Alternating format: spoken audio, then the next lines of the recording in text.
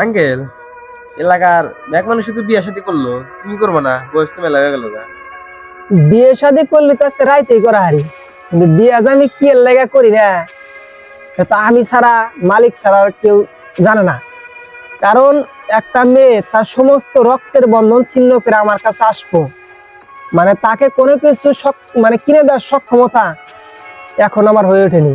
কারণ আমার এলাকার প্রভাবশালী অনেক বেড়া বইরা আছে, তারা যে পরিমাণ মার্কেট করবার যায়, শপিং করবার যায়, যে পরিমাণ টাকা ব্যয় করে, ওই ওই তারপরে ওই শ্বশুর বাড়ি থেকে যদি একটা শালাশালি আসে তাদের হাতে অনেক টাকা ধরে দেয়। মানে এই নমুনা দেখে কিন্তু আমার বোর মনেও চাইবো যে আমার ভাই আসতেছে, যে কোনো উৎসবে তারে 500-1000 টাকা হাতে দেই, সেটা দেওয়ার মতো সক্ষমতা এখন এই আক্কাসের হয়ে ওঠেনি। আর যে কোনো উৎসবে আমার বউকে যে ভালো একটা দামি শাড়ি বা গহনা, মানে আনুষঙ্গিক কিছু দেওয়ার সেই সক্ষমতা এখন আমার হয়ে ওঠেনি। কারণ এই যুগের মেয়েরা 200-400 টাকার শাড়ি দিয়ে তাদের মন বেরবো না। এই জন্যই মূলত আমি এখনো বিয়ে করি না। মেলা পেঁয়াজ দিছি তোমার।